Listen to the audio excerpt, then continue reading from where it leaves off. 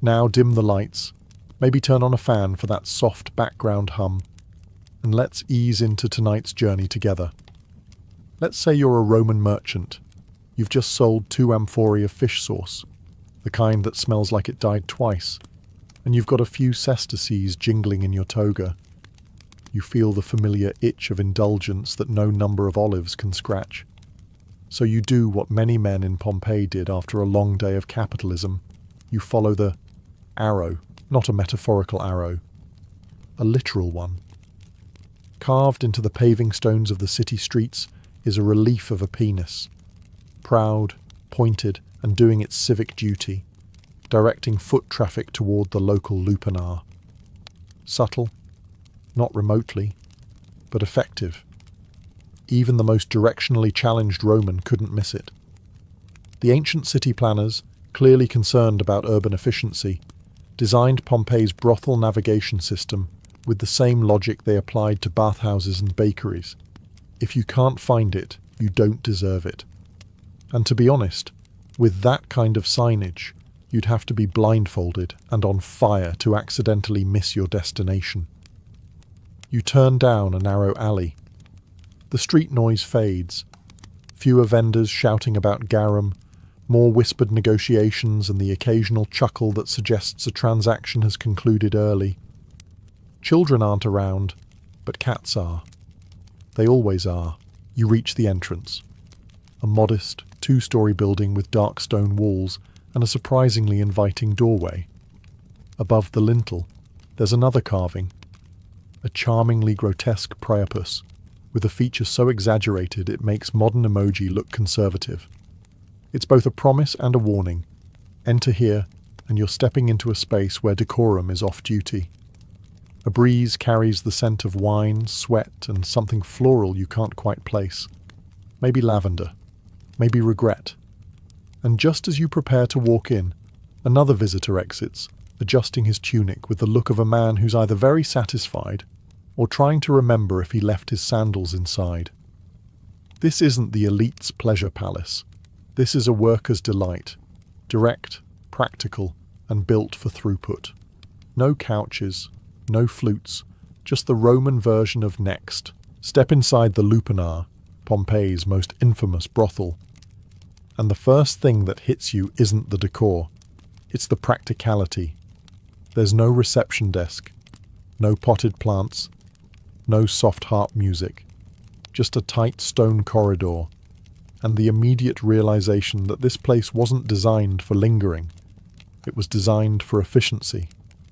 The building has 10 rooms, or rather, cells, each about the size of a modern-day coat closet, if your coat closet had a stone slab in the middle and wall paintings to explain what happens on it. The beds are made of carved masonry, which is only slightly more romantic than a park bench in February. Customers were expected to bring their own comfort, which usually meant a mat of straw, a blanket if they were fancy, and some creativity. Above each door is a fresco. Think of them as visual resumes. One might show a couple in a rather athletic pose. Another might depict a woman with her foot on a man's shoulder, which is either a service or a very niche sport. These paintings weren't for ambiance. They were advertisements, because in a city where literacy was optional but libido was not, pictures got the point across faster than words. The rooms had no doors, just curtains if you were lucky. Privacy wasn't really the goal. Through the thin stone walls you could hear everything. The groans, the coin clinking, the awkward apologies. It was a shared experience, in the most uncomfortable way possible. And then there's the graffiti. Oh, the graffiti, says every archaeologist who's had to translate it while trying not to snort. Some is enthusiastic. Felix had a good time. Others more specific. Matthew did it well. Occasionally, someone offered ratings. If Yelp had existed, the lupanar would have had an average of 4 stars and a lot of very graphic reviews. The women here, most were enslaved, some freed. Their names were often aliases. Fortunata, Crisis, Successor. names meant to evoke luck, beauty, or favourable outcomes. They weren't working here for fun, but they knew how to market themselves better than a modern startup. Forget paper menus. Forget waiters. Forget verbal consent with polite small talk. In Pompeii's Lupanar, you simply glanced up at the wall and pointed. Above every room, lining the corridors like risque billboards, were frescoes, hand-painted advertisements for services rendered. And by services, we mean, well, let's just say they left nothing to the imagination and everything to gravity. Each image was a Roman snapshot of acrobatic intimacy, like the Kama Sutra, but with fewer rules and more sandstone. The paintings were meant to inform, not arouse, though depending on your tolerance for awkward angles and stiff elbows, they may have accidentally done both. They depicted men and women, sometimes men and men, or women and amphorae, we don't judge, in various enthusiastic arrangements. Some scenes were tender, others looked like someone had lost a bet with a contortionist. You might wonder, were these customized to match each working woman's specialties? Honestly, it's unclear. Some scholars believe they were generic. Others think the women pointed at their favorite fresco and said, "That one's 20 extra, darling." What's clear is that this was not a subtle business. This was visual, direct, and transactionally unambiguous. A client didn't have to negotiate. He could just point to fresco number 3, hand over his coin, and be gently ushered into a room with a stone bed and the faint echo of someone else's awkward silence next door. And here's the twist. The menu wasn't necessarily about sex, it was also about class. A wealthy Roman would never be caught dead in the Lupanar. He had his own private courtesans, flute girls, and probably a villa with its own scandalous wing. But this place? This was for the working man, the fisherman, the baker, the guy who spent all day hauling bricks and now wanted 30 minutes of forgetfulness before dinner. For those men, the wall paintings were more than decoration. They were promises, dreams in faded red ochre. And like all dreams, slightly out of reach depending on your budget. Before there was Yelp, there was the wall. And in Pompeii's Lupanar, the walls were absolutely covered in reviews. Carved, scratched, and scribbled with all the subtlety of a drunk Roman with a stylus and a grudge. Graffiti wasn't just tolerated, it was practically encouraged, turning the brothel into a running commentary of lust, ego, and questionable spelling. Step into any room, glance at the plaster, and boom, you've just stumbled into the ancient equivalent of the comments section. Some notes were brief and enthusiastic. "I screwed here," one man proudly proclaimed. No date, no context, just vibes. Others were oddly poetic. One graffito read, "Gaius loves Daphne, but she prefers it with Marcus." Ouch, Gaius. That one stings. It wasn't just the men leaving reviews. There are traces, possibly forged, possibly authentic, of women leaving notes too. "Myrtis was here," reads one, scrawled like a signature. Was she a client? A worker? A bored bystander waiting for her turn with the mirror? No one knows, but she made the wall. And then there were the critics. One noble soul left behind this gem. Thrusting is tiresome. Short, brutally honest. Possibly the world's first one-star review. Graffiti gave customers a chance to brag, vent, or just leave their name like a teenager tagging a bathroom stall. The range of emotions was rich, from "Avitus had successor and she moaned delightfully" to "Maritus, you cheated here. I know." Ah yes, even the drama made the walls. Archaeologists, bless their patient souls, have spent years translating these erotic Yelp reviews while trying to keep a straight face. Some inscriptions are scratched so deeply it's clear the writer meant every word. Others are faint, like someone had second thoughts mid-etching, possibly after remembering their wife also reads Latin. It's easy to forget, looking at those walls, that these weren't just reviews. They were human fingerprints. The Lupanar wasn't a place of passion.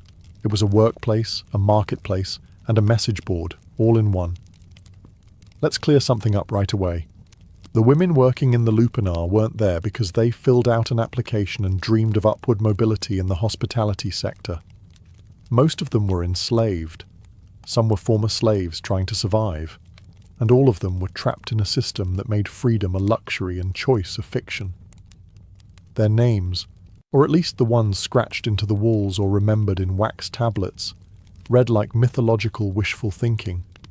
Fortunata, the lucky one. Felix, the happy one. Successor, the successful. It's a bit like naming your pet turtle Usain Bolt and hoping he'll sprint.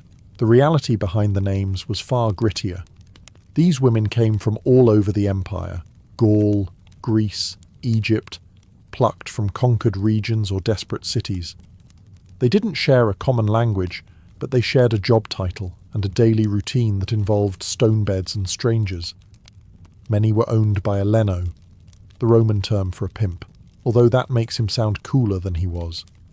The leno was a glorified landlord, except the rooms came with unpaid labour and a quota.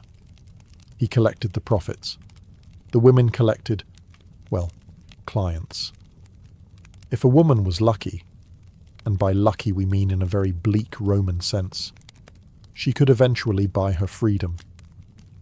This took years of savings, sheer endurance, and a client or two who paid in actual denarii and not vague promises. Now and then, a freed woman might go into business for herself. These women were called meretrices, and while they still faced social scorn, they at least kept their earnings. They might even register officially and wear a stola to show they were no longer enslaved, because nothing says liberation like paperwork and uncomfortable formal wear. And don't forget the men. Yes, there were male sex workers in Pompeii too, though far fewer, and usually working outside the lupanar. Their clients? Let's just say Roman aristocrats weren't as straight-laced as their busts might suggest. So, who were the workers? They were survivors, strangers in a city that promised pleasure but delivered power imbalances carved into stone. And yet somehow, they left their names behind, etched into the walls, immortal in fading graffiti. Because if history was going to forget them, they were at least going to write themselves into it first. So, you've pointed at your preferred fresco, handed over your coin, and been guided into a dim little stone room. You're not here for a long time, and let's be honest, you're probably not here for a good time either. That's because everything in the lupanar was built for speed, efficiency, and zero emotional entanglement. These were not luxurious suites with scented oil and feather pillows. These were cramped stone cells, each just large enough for 2 humans, a lamp, and whatever dignity you had left. Spoiler, it probably didn't make it out with you. The beds were stone slabs, raised off the ground like altars to fleeting pleasure. If you were lucky, there was a mattress on top. If you were slightly less lucky, you got straw. If you were really out of luck, well, you got to contemplate life on bare volcanic rock, like a naughty monk with performance anxiety. The average visit lasted about as long as it takes to unwrap a piece of cheese. That's not just a joke. Roman graffiti literally mocks clients who took too long. The goal wasn't to woo, it was to move. Fast in, fast out, next customer please. The speed was partly economic. Time is money, and when you're running a business with 10 rooms and a long line of sweaty bricklayers outside, turnover matters. But it was also cultural. Romans didn't romanticize brothel visits. This wasn't the setting for sweeping violins and candlelit passion. This was plumbing the depths of desire with all the grace of a stampede. Privacy, minimal. Doors were often just curtains, and the walls were thin enough that you could hear your neighbours' review in real time. And yet somehow people kept coming back. Maybe it was the thrill. Maybe it was loneliness. Or maybe the stone beds just gave excellent lumbar support. Who's to say? One could argue that the whole lupanar was a machine, an ancient Roman vending machine for intimacy. Drop in a coin, make your selection, and hope you don't run into your cousin on the way out. And yet, despite the rushed mechanics, there was something strangely human about it. Even if that humanity was wrapped in linen, sarcasm, and the constant sound of someone fumbling with a toga. Now, let's talk brass tacks, or in this case, bronze coins rubbed smooth by nervous fingertips. If you were a Roman citizen with a bit of spare change and a lot of unmet needs, a visit to the lupanar wasn't exactly bank-breaking. The standard fee hovered around 2 to 8 asses. And no, that's not a typo or a euphemism. An as was a low-value Roman bronze coin, roughly the cost of a loaf of bread or a cup of cheap wine. So yes, a session at the brothel could be cheaper than a night at the tavern, though arguably far more complicated. The most common price tag? 2 asses. That's right. 2 small coins for one very rushed encounter. Some clients joked that they paid more for olives, and they weren't wrong. Now don't let the pricing structure fool you. This wasn't the ancient world's version of a Costco deal. The reason it was cheap is because the workers weren't being paid, at least not directly. Most were enslaved, and the coins went straight into the Leno's pocket. If the woman was lucky enough to keep a cut, she could try to save for her eventual freedom. If not, she just earned money for someone else's wine jug. The payment process was swift and impersonal. You'd likely hand over your coins at the entrance or to the woman herself, depending on the setup. There were no receipts, no tokens, and certainly no loyalty cards. The only membership benefit was maybe getting to cut the line if you were a frequent flyer with good manners. Interestingly, some brothels even had price lists painted or carved into the walls, complete with frescoes showing what you got for what you paid. Think of it as the world's oldest and least subtle value menu. And no, there were no combo deals. You paid a la carte. And just like any business, there were premium options. If you wanted privacy, a softer bed, red, straw, or someone who could speak your language, the price might creep up to 5 or even 8 asses. Still cheaper than a decent haircut today, and probably just as awkward. If you're picturing the lupanar as some candle-lit perfume temple of passion with silk sheets and hot towels, let's pop that fantasy like a Pompeian pimple. Let's start with the basics. Water. The lupanar didn't have running water in the rooms. No basins. No bathhouses attached.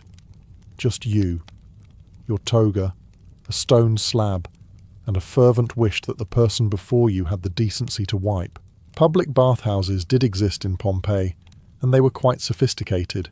Heated floors, cold plunges, even steam rooms. But the lupanar was not one of them. This was strictly a one-function facility, and that function was not sanitation.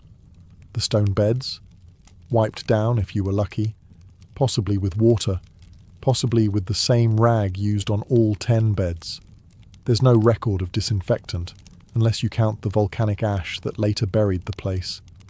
Most likely, a quick sprinkle and a silent prayer to Venus did the trick.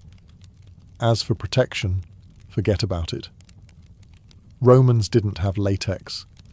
They had linen sheaths, animal bladders, or just good old-fashioned reckless optimism.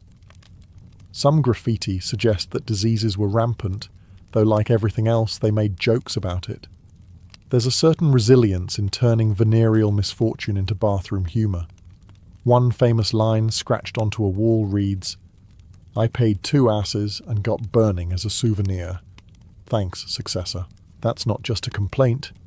It's a Yelp review with medieval energy. The scent inside the lupanar?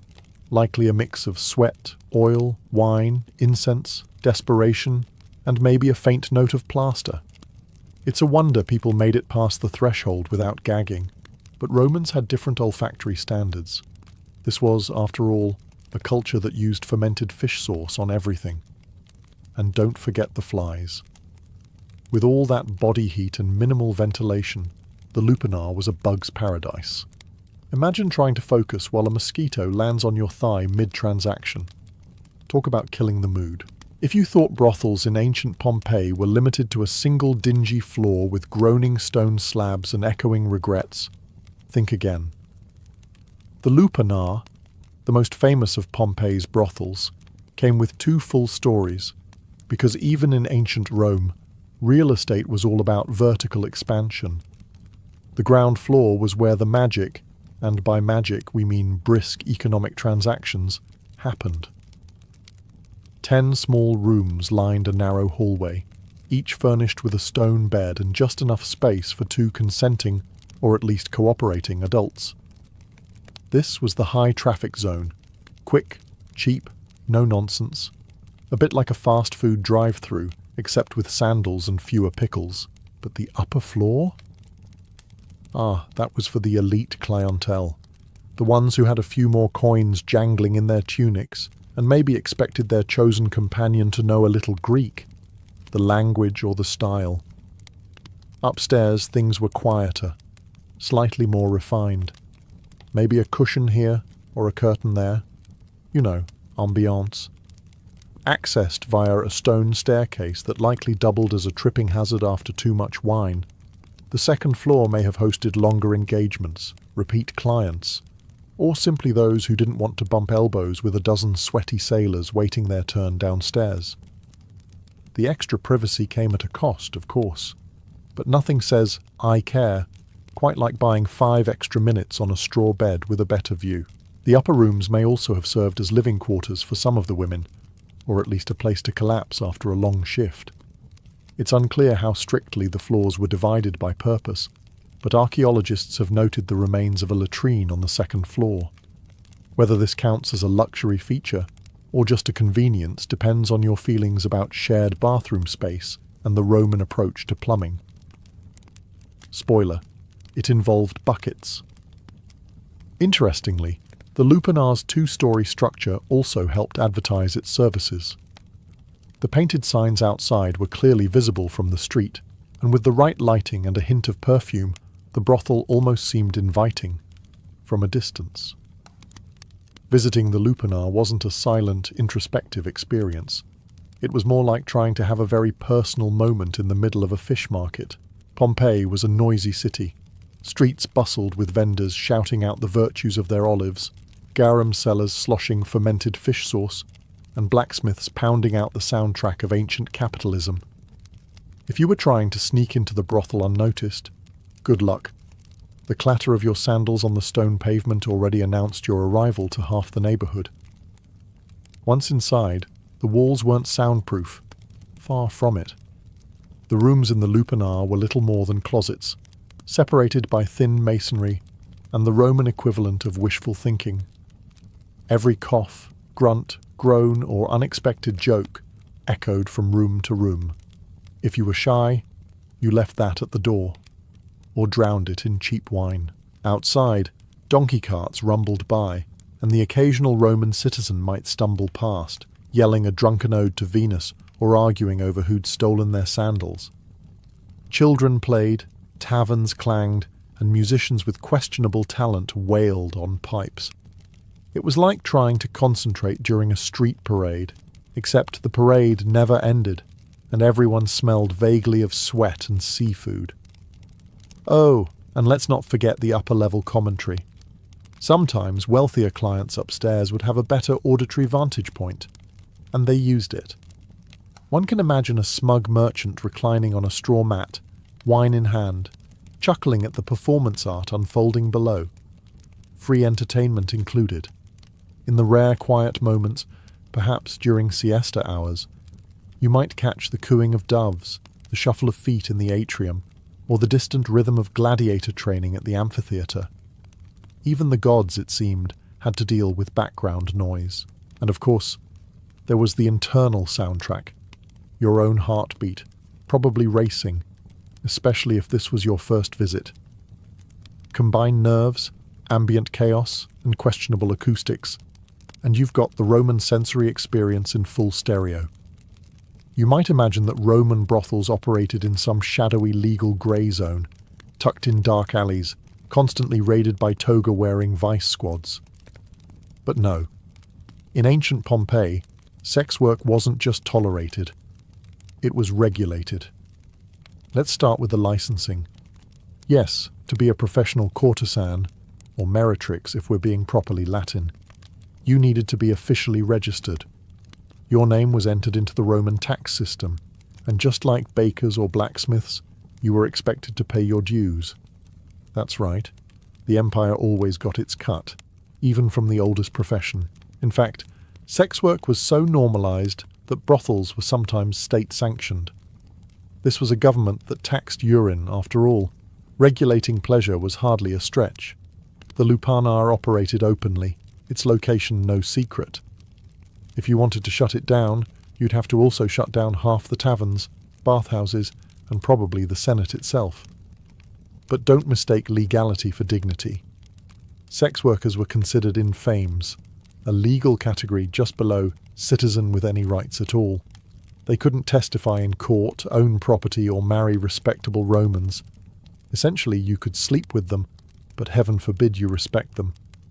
If a dispute did arise, say a drunken sailor shorted his bill, or a client got too handsy in a non-contractual way, the brothel's owner, Leno, might take it up with the local magistrate, but the women rarely had a voice in such matters. Legal protections were, let's call them, decorative. There were laws against certain abuses, but enforcement was spotty. You could theoretically be fined for harming a prostitute, but only if she was registered and the damage interfered with her ability to work. Yes, the Roman version of workers' comp. And what about the moralists, the ancient pearl clutchers? They existed, sure. Writers like Juvenal and Seneca occasionally wagged their fingers about declining virtue. But their concerns were aimed more at respectable men behaving badly, not at the brothel itself. In short, it wasn't the lupanar that offended. It was the senators caught sneaking out of it. You might think that ancient Roman religion and brothels were like oil and vinegar, best kept separate unless you're making a very questionable salad.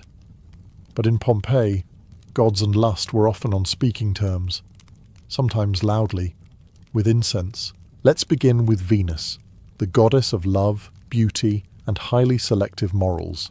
As the city's patron deity, her presence was everywhere: temples, mosaics, amulets, and yes, brothels.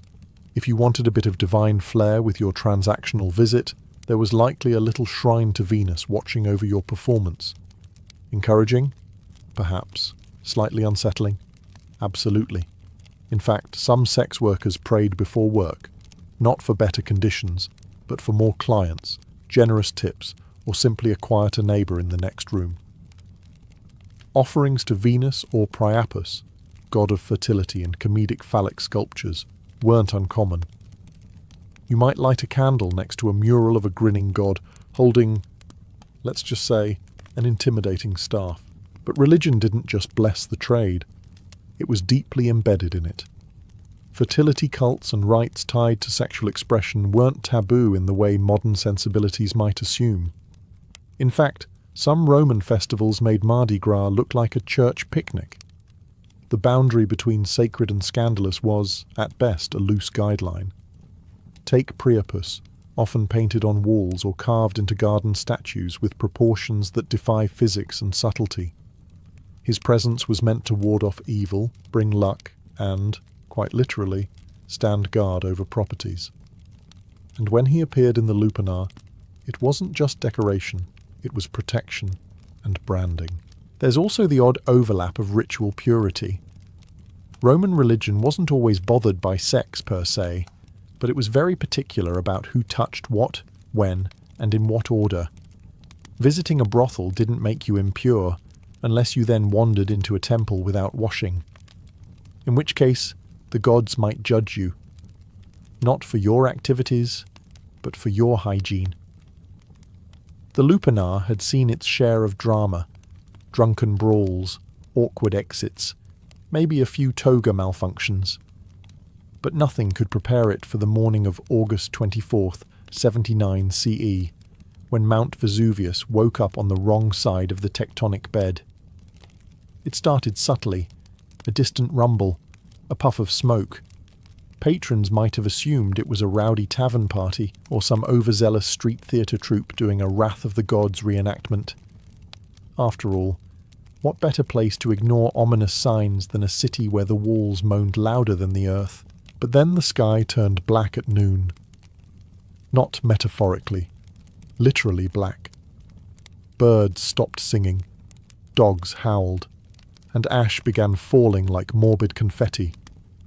Inside the lupanar, business likely ground to a halt, not because of a sudden attack of morals, but because volcanic pebbles began raining on the tile roof. Conversations turned from pricing to panicking. That sultry moaning in the background, now probably just someone yelling, "Run!" The brothel's architecture, sturdy but cramped, was no match for Vesuvius's rage.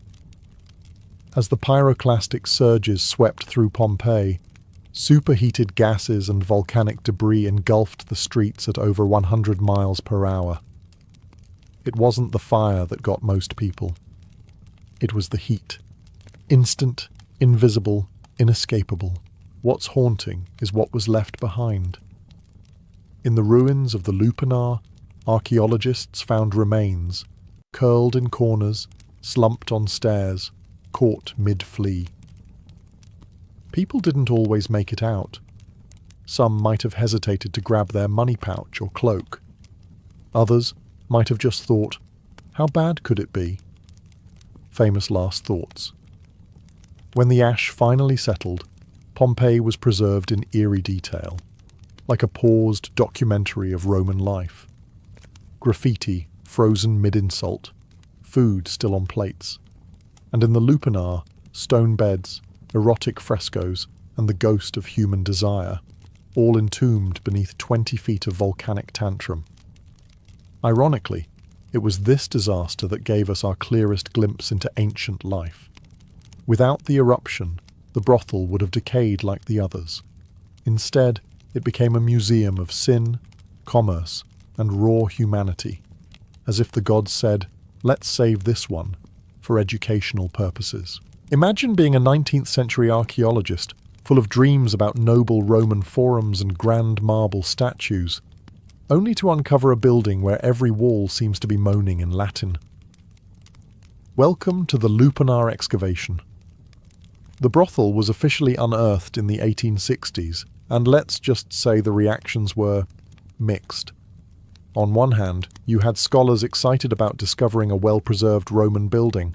On the other, you had uptight Victorians clutching their pearls as they realized every wall was basically a stone-carved OnlyFans. The frescoes, unapologetically graphic. The graffiti, equal parts crude and clever. The stone beds, small, narrow, and about as romantic as a dentist chair. But it was the sheer honesty of the space that made it fascinating. Nothing was sugar-coated. The Romans weren't hiding their libido behind metaphors. They slapped it on the walls with artistic pride and a stunning lack of censorship. Of course, early excavators weren't quite sure how to present this cultural gem. Some pieces were hidden away in the so-called secret cabinet in Naples, a kind of NSFW ancient art vault where embarrassed museum curators could lock away anything too scandalous for polite society. The idea was simple. Preserve the art, but only let serious men with scholarly intentions take a peek. Wink, wink. Meanwhile, academics argued over the proper tone to take. Was this anthropology or smut? Were the frescoes symbolic or instructional? And most importantly, who was going to explain this to visiting school groups? Despite all the awkwardness, the lupanar became one of Pompeii's most visited sites. Not because tourists were perverts, though let's not rule that out, but because it told a story unfiltered by myth or marble. This was real Roman life, lived on the margins, now front and centre in the tourist brochure. Even today, new insights emerge from the brothel's walls, about class, gender, labour, and how humans have always found ways to mix business with pleasure, no matter the century. So yes, the lupanar is a bit awkward, a bit raw, but also strangely human. Because if there's one thing the ashes couldn't hide, it's the fact that history isn't just made by emperors and generals. Sometimes it's written in graffiti above a stone bed in a tiny room with terrible lighting. The year was 1119, and Jerusalem was once again in Christian hands. After the blood-soaked triumph of the First Crusade 2 decades earlier, waves of pilgrims streamed from Europe into the Holy Land.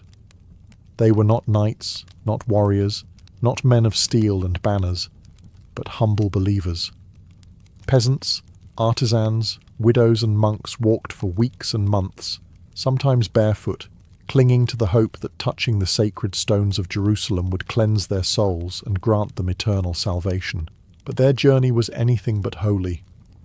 The roads were narrow, winding, and filled with dangers lurking in every valley. Along the road from Jaffa to Jerusalem, pilgrims faced ambushes by brigands who knew that these travellers carried coins, relics and offerings for the churches. Muslim raiding parties, angered by the Crusader conquest, prowled the highways. Even fellow Christians, turned to banditry by poverty, preyed upon the faithful. The irony was bitter. The closer you came to the land of Christ, the more likely you were to die with a dagger in your ribs, or find your possessions stripped away in the dust. Chroniclers of the time paint a stark picture. Pilgrims were beaten, stripped, and left to rot along the roadside. Some were dragged away as hostages, sold into slavery in distant markets. Others never made it at all, vanishing into the hills between the coast and the holy city. For many Europeans, the dream of salvation became a nightmare of blood and despair. The rulers of Jerusalem, first Baldwin I and later his cousin Baldwin II, understood the problem well. Without safe passage, the lifeblood of the kingdom would dry up. Pilgrims brought not only faith, but coin, labour and legitimacy to the fragile Crusader states. But Jerusalem's armies were stretched thin, its fortresses scattered, and its knights too few to guard every pilgrim. Something new was needed. A brotherhood of men willing to live not for land or gold, but for the defence of the defenceless.